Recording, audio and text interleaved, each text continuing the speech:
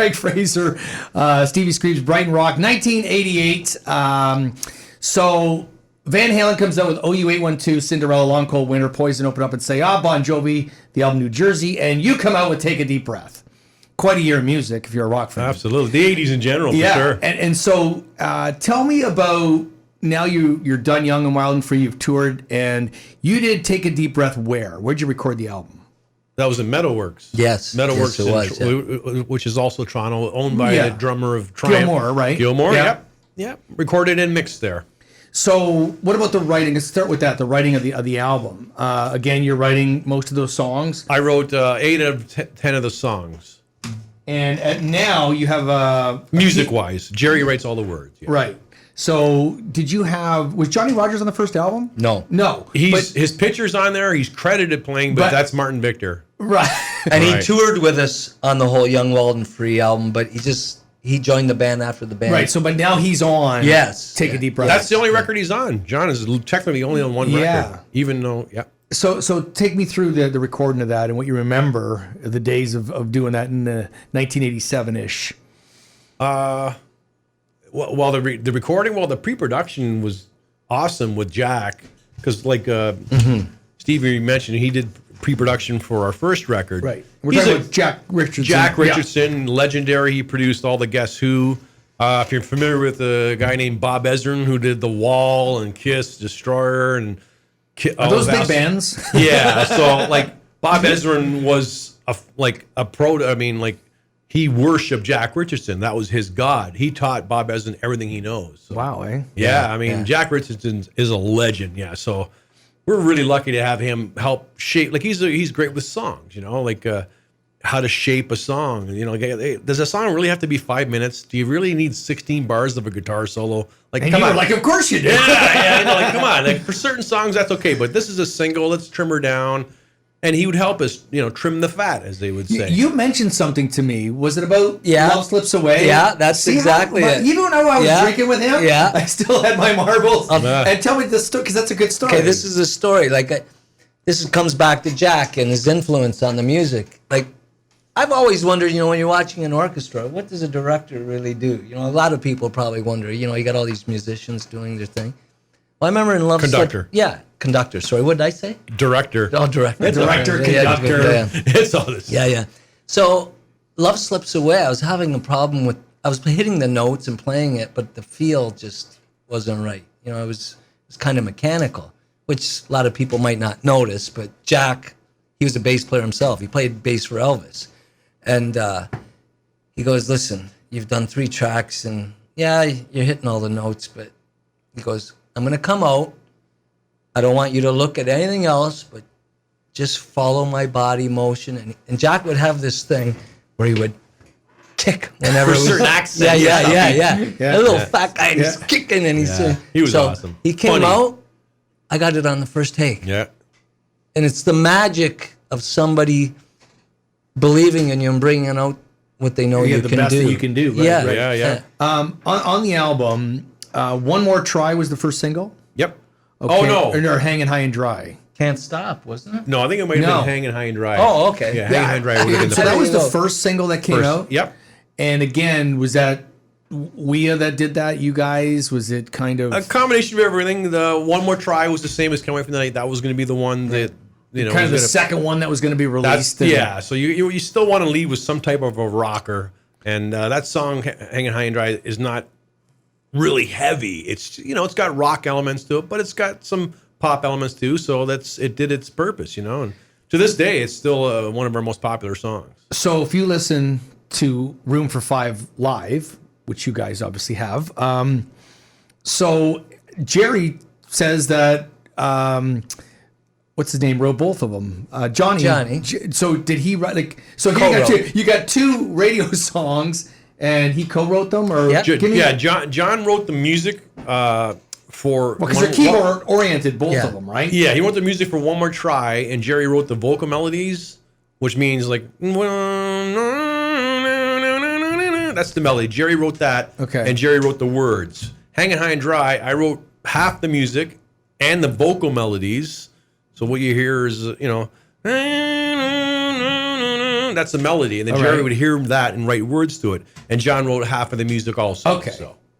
So it's kind of misleading what Mr. McGee was saying. Well, it's all in the interpretation. It's just, you know, No, I'm just kidding. But sometimes when Jerry gets the song, the beds and the music is all there, like Greg was saying, and then Jerry layers it with the harmonies the melodies that.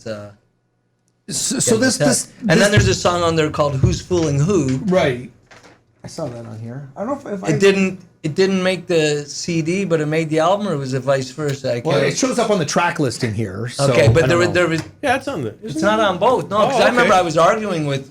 Let's see my autographed Brighton Rock album that I have. You see, is it on the album? Who's Fooling Who? It would have been on side 2. No, it's not, but it shows it on the track list on the over CD. here. And I remember that's where the record company / management and us were having differences. To me, it's one of my favorite songs because it's one of those just Brighton Rock driving songs. But where do you find it then? Is it on the CD? Is it on? Yeah, it was on the cassette because vinyl. Back then, you're only allowed so much room. time. Right. Oh, that's why. We had an extra song, Yeah. so it would fit on a cassette. If you bought the cassettes, it would be on there. Yeah, I did have the and cassette. CDs. And the thing about like CDs, even with our first record, when that first came out, you had to have so many album sales to be worthy of a CD. Oh, Like, because it was so new. It's like, hey, we're not going to print up 20,000 CDs, then you guys aren't going to sell them. So you had to reach a certain. Okay, now we had cassettes and vinyl. Yeah. Okay, now you've sold 20 or 30,000 already. Now you're worthy. You've proven us that you can sell. We're going to put it on CD. Now it's it's totally opposite. So the video for One More Try. Yep. So who was in the video? What was her name? Monica Schnarr, Right. supermodel of the world. Yeah, and that video hit Much Music hard. That's right. So what's that like? Now, this is a few years later. You're now late 20s. Right? And you're all over. You're all Almost over Much mature. Music. All over the So place, now, yeah. what does it feel like when you're out? You got a successful first record for the most part. You got a song, and this is your most successful commercial album. Yep. Right? Our highest selling record. Highest selling one. Yep. It was like chart number 22 in Canada. Yep. And so what's it feel like to be in Brighton Rock at this time? Is this good times? It's the best time of our lives, man. You're still touring the world. And Yeah. Oh yeah. are you making any more money? That's when we started touring Europe. That's the first time we got to go to England and stuff like that. Played the Now, marquee. you were supporting, or you? No, No, it was we sold out the marquee. Yeah. By ourselves. Downtown London. Yeah. So what else can you tell me about the Endorsements are coming. Everything Yeah? starts happening at once. You know what I mean? Like one minute you're starving, next minute you. So is this when you first thought you made it? Like, if that's a term? Or? Well, it's weird because, like I mentioned, we were both managed by the same guy that he managed us at Honeymoon Suite. Honeymoon Suite's bigger than us. As good as we were doing, when we had gold records, they had double platinum. They were winning Group of the Year, the Juno. So they're always, we was like, you don't feel like you made it when you see how far they've went. Mm-hmm. We're always kind of behind, It's like, but for you personally though, like Maple Leaf Gardens. Yes, Was for me. So when was that? That was on the Young first Wild tour. Free. Yeah, You did the first tour, man. We toured with Triumph, Maple Leaf Gardens, Montreal Forum, Quebec Colisée, Ottawa Okay. Civic Center. So all you thought that. you were rock stars then? Well, Come on. this was it. Like I go back from being a fan, when the lights go down and everybody has their lighter in the air back then. We're backstage and the lights go down and Danny, our stage tech, just had a flashlight, and all of a sudden we're going, "This is it, man." But remember the roar? Yeah, that's what I mean. When we play clubs, when the lights go down, you can hear the crowd the murmur. When you're in front of 20,000 people, it sounds like you're going to a lion's den. Or it's like, it's like, whoa! The hair starts The you're getting ready to anxiety. go on stage. It's like, Yeah. oh my god! Do you ever get nervous? Like just anxious? Like anxious? Yes, always. You're on the edge, which pushes you on the edge. Well, because you have to have something Yeah. that keeps you grounded. But it's right? not To- a nervousness because we're always prepared. Yeah. That's huge right there. If the only reason you would get nervous if you're not sure about what you're doing. Right. We know we've got it down. right. We've toured this to death. We can do this in our sleep. We can be in a coma and still pull this off. You know Greg's what I mean? right. We were fortunate back in our day that we could play Every night of the 7 week. nights a week, Yeah, man. 3 sets a night. Matinees on Saturdays. Yeah, matinees on Saturdays, where bands today do not have No. that No, not luxury. at And I all. remember Peter Oh, man. Frampton saying this when I used to read Circus Magazine. He'd say, one live gig is worth 100 rehearsals because Right. you cannot pretend something isn't broken if it's broken, and you can't fix right. something. You got to get out of it right on the spot. That's right. where you learn, you know. So is life better now? Like, are you making money now? Yeah, well, you know what? I got to be honest. We never made, personally in our own pockets, Yeah. a lot of money, ever. Because we kept reinvesting in the band. Exactly. Keep it floating, you know? Right. Okay, we're going to be out for 2 months now.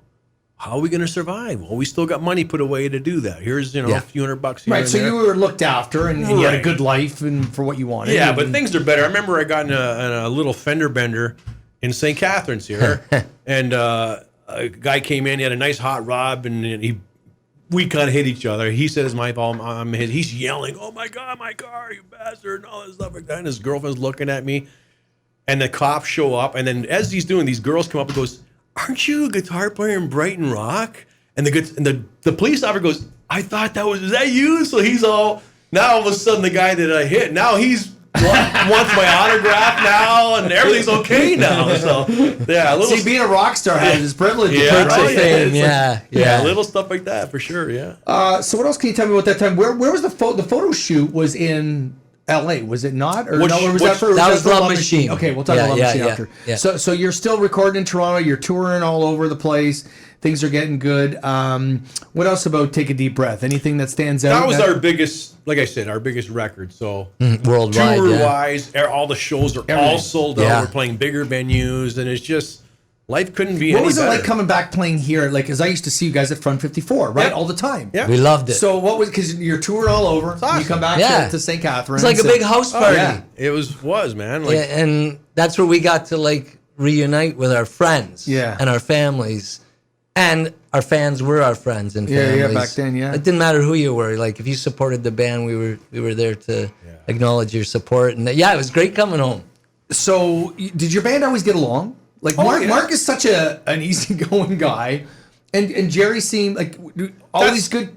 That's like Stevie touched on. That's the biggest thing on making a successful band last is you have to get along, because if you have any problems with anybody, back then we didn't have phones and stuff. When you're making those Yeah. 12-hour drives, Yeah. there's nothing. Like you're not going on YouTube to watch videos. There's nothing, man. And they can't find any good radio stations. Yeah. There's nothing, right? So we entertain each other, and to me, that was the most fun parts of ever. We had the biggest laugh. So if you can't get along with somebody, after a few years, it's going to really stand out, and Right. and that's why we really got along great, man. And the band was built on that. Because we all came from like a sports mentality. The Teamwork, yeah. We weren't a team. There was no individuals or one guy's in front of this guy, or but we're all equals, and let's make this happen. Because, like Greg said, those 12-hour drives. Even longer, man. Yeah, Go to Thunder Bay. That'll take you 20 hours. Yeah. Not getting along with someone, that's not a good place to No, be. Exactly. no. Yeah. Like I said, that was the most fun sometimes, is just those drives. We would laugh our heads Yeah. off. Just the most inappropriate, stupid. We did a lot of stupid things too. Yeah. geez, we could tell you stuff. No, were you both single in '88 when you were touring this album? We both I was, single no. then. I was You on weren't? and off. No, I So Was he always single on and off? Nobody will put up with me. Right. So You you know had how the- many so- times I've cried to Greg, "Oh, she's breaking my heart Oh, again." yeah. Like, Oh, and he's God. going, "I'm sick of hearing about it." So you had the know? most fun, would you say? Of the band? Would he be the guy that, right? I had a Because I lot. can't see Mark's pretty, like, I don't know. Maybe He was I'm my wrong, but- roommate, so Yeah, Jerry was married. I always had a girlfriend. Yeah. Mark had a girl. He was on and off with girls. Yeah. Yeah, Stevie. He I got he took advantage of it. I got my heart broken quite often. Put it that way. But you're the rock star. You're supposed to break the hearts. No, he broke my heart all the time. All right, so that's 1988. We'll be back with Love Machine, the one on the screen over there, 1991. The music industry's kind of changing a little Yeah. bit. It's your final album, I guess, Pretty for much. the most part, right? So I got Greg and Stevie, Industry 45 show, Giant TV, Niagara.